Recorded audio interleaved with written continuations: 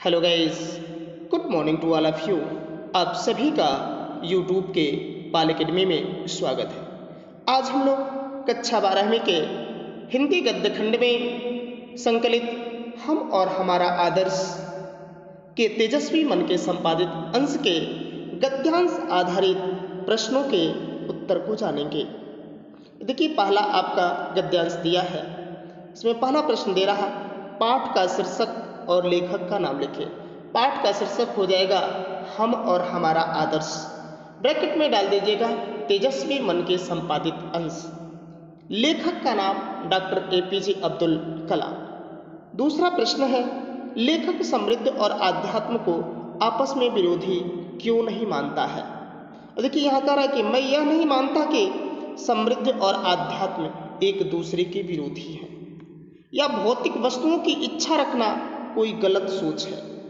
उदाहरण के तौर पर मैं खुद न्यूनतम वस्तुओं का भोग करते हुए जीवन बिता रहा, लेकिन मैं सर्वत्र समृद्धि की कद्र करता हूँ। तो आप इसे इस रूप में लिख सकते हैं कि जब वह एक दूसरे का विरोधी नहीं मानते हैं, अर्थात उसे एक समान मानते हैं, तो आप लिख सकते हैं कि लेखक ने आध्यात्म और समृद्धि को एक दूसरे के समान मानने के विषय में तर्क देते हुए कहते हैं कि समृद्धि अर्थात धन, वैभव, संपन्नता को आध्यात्म के समान महत्व देते हुए उन्हें एक दूसरे का विरोधी मानने से इनकार करते हैं तथा साथ ही साथ वे भौतिकवादी मानसिकता रखने वाले को गलत मानने के पक्षधर नहीं है। यानी जो भौतिकतावादी व्यक्ति है उसको भी वह गलत मानने के पक्षधर नहीं है। आप इतना लिख सकते हैं। यानी सीधे इस पूरे का कॉन्सेप्ट ये है कि वह भौतिकवादी मानसिकता रखने वाले व्यक्तियों को कभी भी वह गलत मानने के पक्षधर नहीं है। समृद्धि से हमें क्या लाभ मिलता है? देखिए, समृद्धि करा कि मैं सर्वत्र समृद्धि की कद्र करता हूँ, क्योंकि समृद्धि अपने साथ सुरक्षा तथा विश्वास लाती है जो अंततः हमारी आज़ादी को बनाए रखने में सहायक है। तो आप लिख सकते हैं कि समृद्धि से हमें क्या लाभ है। तो लिख सकते हैं कि समृद्धि अपने साथ सुरक्षा व विश्वास लाती है जो अंततः हमारी आज़ादी को बनाए रखने में सहायक है। प्रकृति का कोई काम पूर्ण मनोयोग से होता है, इसका आशय स्पष्ट कीजिए। यह देखिए, हम अपने आसपास देखेंगे तो पाएंगे कि प्रकृति भी कोई काम आधे अधूरे मन से नहीं करती है। किसी बागीचे में जाइए, मौसम में अपने फूलों को बहार को देखने से मिलेगी, अथवा ऊपर की तरफ देखें तो यह ब्रह्मांड आपको अनंत तक फैला दिखाई देगा। आपको यकीन से क्या है परे। इसमें युवाओं को प्रेरित करते हुए डॉक्टर एपीजे अब्दुल कलाम जी कहते हैं कि यह प्रकृति जो है वह अपने किसी भी काम को वह पूरे मनोयोग से करती है, अर्थात आधे अधूरे मन से नहीं करती है। इसलिए युवाओं को भी अपने किसी भी काम का चुनाव करते वक्त हमें उसे पूरे मनोयोग से करना चाहिए। या उदाहरण के तौर पे देख सकते हैं कि जिस प्रकार हम अपने आसपास देखेंगे कि खुद प्रकृति भी कोई काम आधे अधूरे मन से नहीं करती, तो यहाँ लिखेंगे किसी बागीचे में जाइए, उद्यान में जाइए, तो देखेंगे कि मौसम में आपको फूलों के बहार देखने को मिलेंगे। तो आप भी मौसम के अनुरूप ढलते हुए एक मार्ग का, एक लक्ष्य का चुनाव कीजिए और उसी के अनुरूप उसमें आगे आप बढ़िए। यानी कोई भी काम प्रकृति जब आधे अधूरे मन से नहीं करती, पूरे मनोयोग से करती है, तो उससे प्रेरित होकर युवाओं को भी कोई भी काम पूरे मनोयोग से करना चाहिए। देखिए, रेखांकित अंश की व्याख्या कीजिए। रेखांकित अंश क्या? हम अपने आसपास देखेंगे, यहाँ से यहाँ तक है, तो कह रहा कि हम अपने आसपास देखेंगे तो पाएंगे खुद प्रकृति भी कोई काम आधे अधूरे मन से नहीं करती। हम अपने आसपास की प्रकृति में देखते हैं, वातावरण में देखते हैं, ये प्रकृति को देखते हैं कि पूरे मनोयोग से भी किसी काम को करती है। इसलिए हमें भी करना चाहिए। किसी बागीचे में जाइए, किसी उद्यान में जाइए, तो आप देखते हैं कि मौसम में उसके फूलों की बहार देखने को मिलेगी। जो मौसम उस मौसम के अनुरूप जब फल देना है, फूल देना है, उसके अनुरूप वह क्या करे, खिला हुआ प्रसन्न दिखाई देगा। अथवा ऊपर की ओर देखें, जब हम ऊपर देखते हैं यह ब्रह्मांड आपको अनंत तक फैला दिखाई देगा। यानी जिसकी सीमा ही नहीं है वहां तक वो फैला हुआ है, आपको यकीन से भी परे। जितना यकीन आप नहीं कर सकते, उससे भी अधिक फैला हुआ। तो आप भी अपने प्रभुत्व को, अपनी क्षमता को इतना फैलाइए कि जितना लोगों को यकीन ना हो।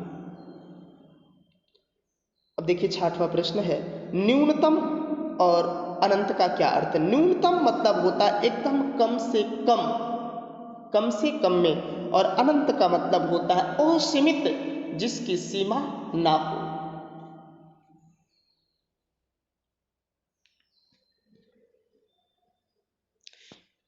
यहां देखिए दूसरा पैसेज है, उपर्युक्त गद्यांश के पाठ का लेखक, गद्यांश ये हो चुका। लेखक ने अस्तित्व का हिस्सा किसे माना है? ये देखिए महर्षि अरविंद ने कहा कि हम भी ऊर्जा के ही अंश है, इसलिए सब जान लिए। आत्मा और पदार्थ दोनों ही अस्तित्व का हिस्सा है। लेखक ने अस्तित्व का हिस्सा आत्मा और पदार्थ को माना है। प्रस्तुत गद्यांश में किस प्रसंग की व्याख्या की गई है? वे एक दूसरे से पूरा तादात्म्य में रखे हुए हैं, तो हमें यह एहसास भी होगा कि भौतिक पदार्थों की इच्छा रखना किसी भी दृष्टिकोण से शर्मनाक और गैर आध्यात्मिक बात नहीं है। यानी पूरे का कॉन्सेप्ट यही है, यानी पूरी बताएं कि अगर कोई भौतिक चीज़ों को अपने जीवन में ले रहा है, अच्छे कपड़े पहन रहा है, अच्छी गाड़ी से चल रहा है, अच्छे भोजन कर रहा है, तो ये बुरा नहीं है, इसको बुरा नहीं मान रहे हैं APJ अब्दुल कलाम।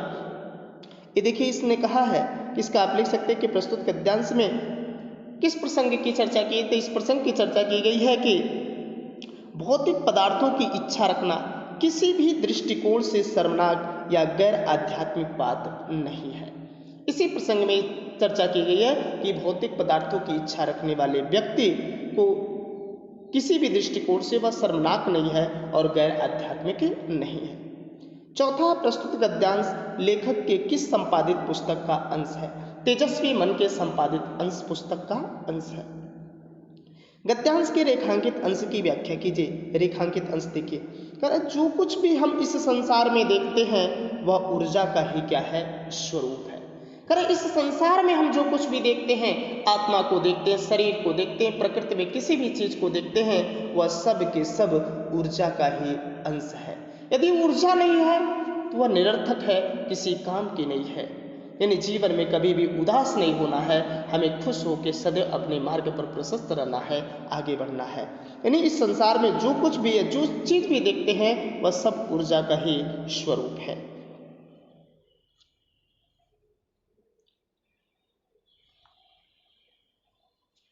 गो है आपका उपयुक्त गद्यांश के पाठ एवं लेखक का अंश या उपयुक्त गद्यांश का संदर्भ लिखे।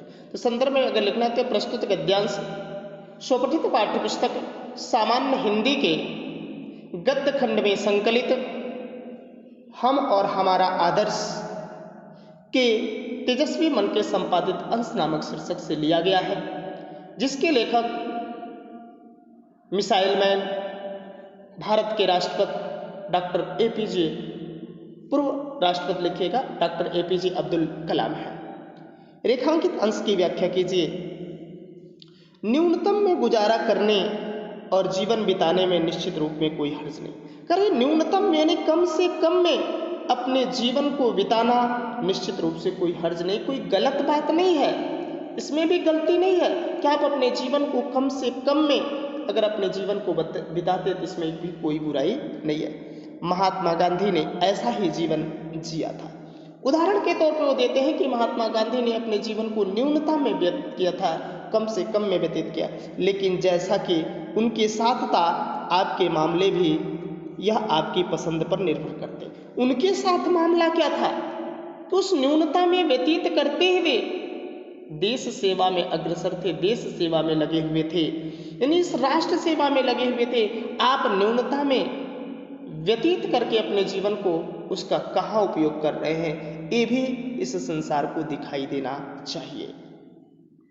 मनुष्य को सदैव किस प्रकार की जीवन शैली जीनी चाहिए? मनुष्य को सदैव अपनी इच्छानुसार जीवन शैली व्यतीत करनी चाहिए। एकदम देखिए कि ऐसी जीवन शैली जिससे आप तमाम जरूरतें पूरी हों, आपके भीतर की गहराइयों की उपज होती है, लेकिन त्याग की प्रतिमूर्ति बनना और जोर जबरदस्ती से चुनना, सहने का गुणगान करना अलग बात है।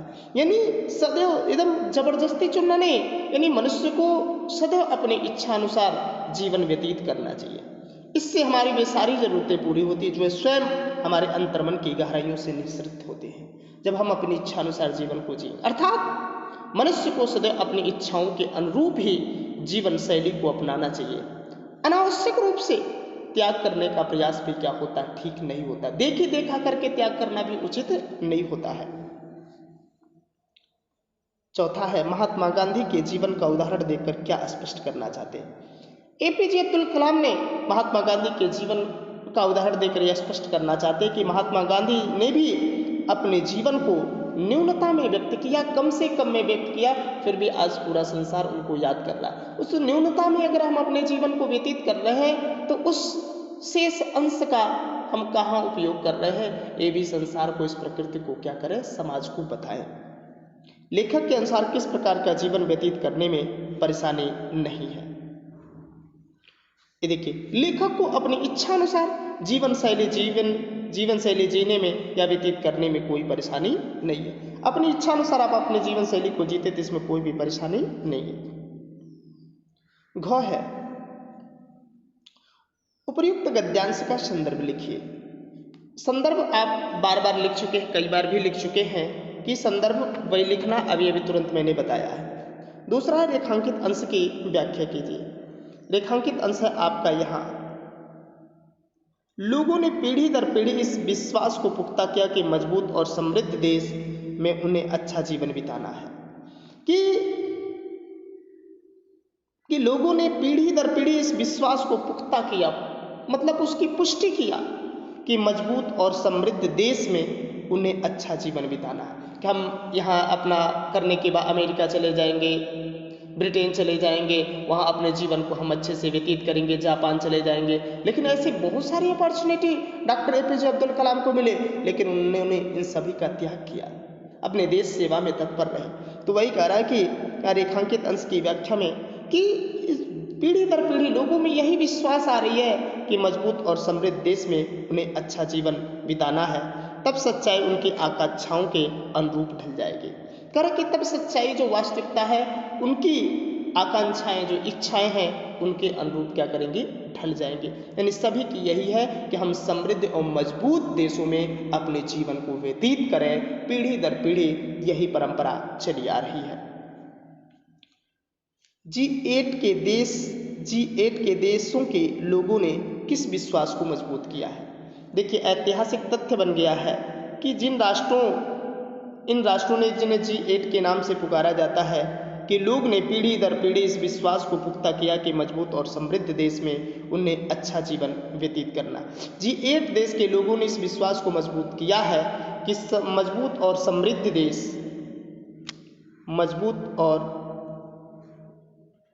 समृद्ध देश में उन्हें अच्छा जीवन व्यतीत करना है। G8 के नाम से किसे पुकारा जाता है? G8 देश के नाम से पुकारे वाले जो देश हैं वो France, Germany, Italy, Japan, Britain, America, Canada और रूस है। ये 8 देश हैं G8 के नाम से पुकारे जाते हैं। किसकी समृद्धि के पीछे कोई रहस्य नहीं छिपा है। विकसित देशों की समृद्धि के पीछे कोई रहस्य नहीं छिपा है। पहले पंक्ति में, विकसित देशों की समृद्धि के पीछे कोई भी रहस्य छिपा नहीं है। अंग है, उपर्युक्त गद्यांश के संदर्भ लिखिए। संदर्भ बताया जा चुका है। रेखांकित अंश की व्याख्या कीजिए। देखिए कि हमारी युवा शक्ति से संपर्क कायम करने के मेरे फैसले का आधार भी यही रहा। डॉक्टर एपीजे अब्दुल कलाम जी कह रहे हैं कि हमारी युवा शक्ति, युवा लोगों से जो संपर्क कायम रखने के जो फैसले का आधार भी यही रहा कि उनके सपनों को जानना। उनसे संपर्क करने का मतलब यह था कि उनके सपनों को जाने और उन्हें बताना कि अच्छे, भरे पूरे और सुख सुविधाओं से पूरे जीवन के सपने देखना तथा फिर उस स्वर्णिम युग के लिए काम करना सही है। यानी वो बताए कि सिर्फ सपने देखना ही नहीं सही है, उन सपनों के लिए मेहनत से काम करना भी कितना आवश्यक है। एपीजे अब्दुल कलाम ने कहा कि हमारा लोगों से संपर्क इसीलिए बना, युवा लोगों से संपर्क इसीलिए मैंने बनाया कि उनको मैं बता सकूं कि आप जिन सपनों को देख रहे हैं, सुख सुविधाओं से पूरे जीवन को सपनों देख रहे हैं, उसके लिए आपको कितनी मेहनत करने की आवश्यकता है। तीसरा है, हम अपने आसपास प्यार तथा खुशियों का प्रसार कब कर सकेंगे। आप जो कुछ भी कर रहे हैं आपके हृदय से किया जाए, आपकी आत्मा की अभिव्यक्ति दे और इस तरह आप आसपास प्यार की खुशियों का प्रसार करें। देखिए, ये लिख सकते हैं कि आप तीसरे का, आप जो कुछ भी कर रहे हैं आप अपने दिल से करिए, हृदय से करिए, जिससे आत्मा को अभिव्यक्ति दे, जिसमें आत्म संतुष्टि मिले। जिसमें आत्म संतुष्टि मिलेगी, इससे आपके आसपास प्यार तथा खुशियों का प्रसार हो सकेगा। स्वर्णिम युग के लिए कार्य करना कब सही होगा? कह रहा कि सपना देखना फिर स्वर्णिम युग के लिए काम करना सही है। यानी आपने देखिए कि उनके सपनों को जानना, फिर उन्हें बताना और भरे पूरे और सुख सुविधाओं से पूरे जीवन के सपने देखना फिर स्वर्णिम युग है। यानी पहले ये बताना कि उनके सपनों को जानना। किसी भी बच्चे को, किसी भी युवा के पहले सपने को जानना है, फिर उनके सपनों को हम बताएं कि आपके सपने जो हैं इसके में कितनी सुख सुविधाएं, कितने आनंद हैं और फिर इसके लिए आपको कितने परिश्रम करने की आवश्यकता है। तब आप स्वर्णिम युग के लिए कार्य करना प्रारंभ कर सकते हैं, तब वो आपको सफलता के लिए आगे ले जाएंगे, जब उसके विषय में जानेंगे तब। पांचवा, लेखक का युवा शक्ति से संपर्क कायम करने के फैसले का आधार क्या रहा? उनके युवा शक्ति से संपर्क कायम करने के फैसले का आधार ये रहा कि पहले हम युवा शक्ति के सपनों को जानें, फिर उन्हें बताएं और भरे पूरे सुख सुविधाओं से पूरे जीवन के सपने जो देख रहे हैं उस स्वर्णिम युग के लिए सही काम क्या है, उस चीज को बताना चाहते थे कि आप उस काम को हृदय से करिए, मन से करिए, लगन से करिए।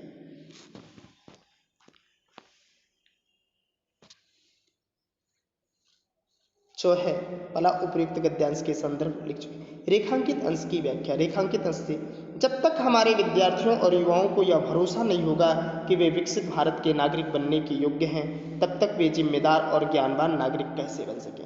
कह रहा कि जब तक हमारे विद्यार्थी और युवा को यह भरोसा नहीं दिलाया जाएगा, ये विश्वास नहीं दिलाया जाएगा वे विकसित भारत के नागरिक बनने के योग्य हैं, वह इस विकसित भारत के नागरिक बन सकते हैं, तब तक वे जिम्मेदार और ज्ञानवान नागरिक कभी नहीं बन सकते। जब उन्हें बताएंगे कि आप नागरिक बनने के योग्य हो चुके हैं, तभी जाके वे जिम्मेदार और ज्ञानवान नागरिक बन सकेंगे।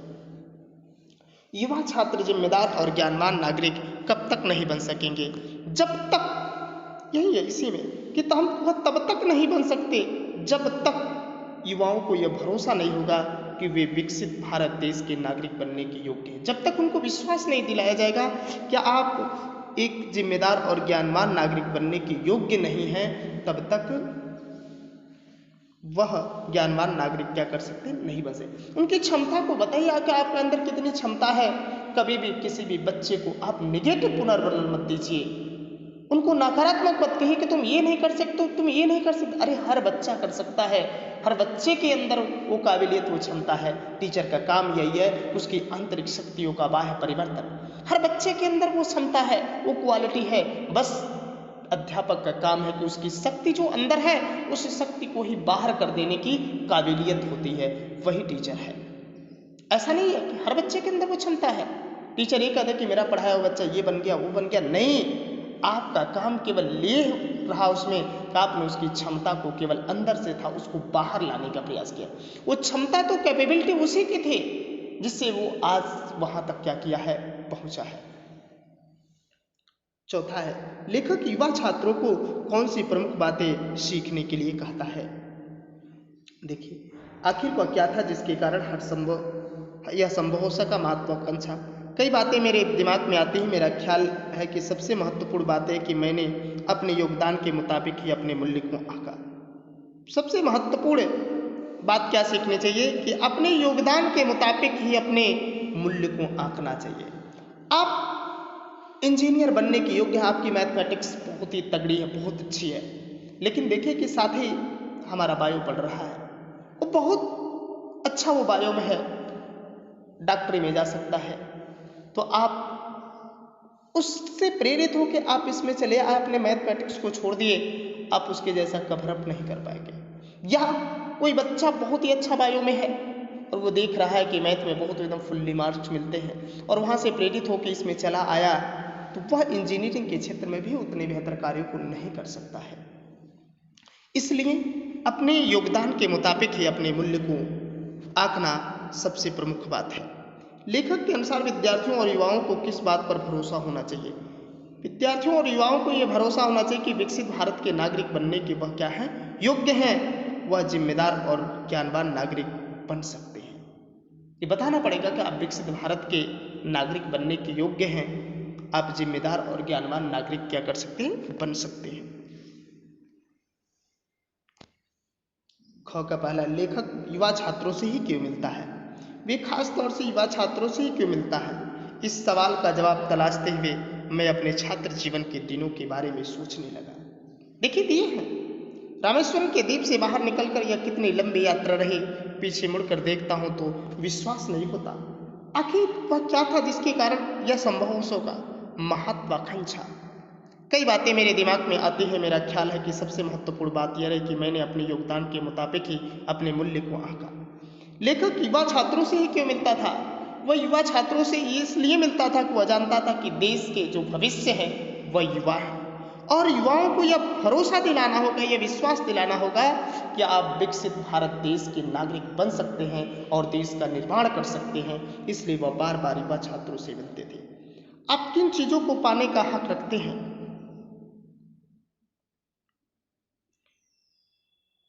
बुनियादी बात समझनी चाहिए, और आप जीवन की अच्छी चीजों को पाने का हक रखते हैं। लिख सकते हैं कि आप जीवन की अच्छी चीजों को पाने का हक रखते हैं।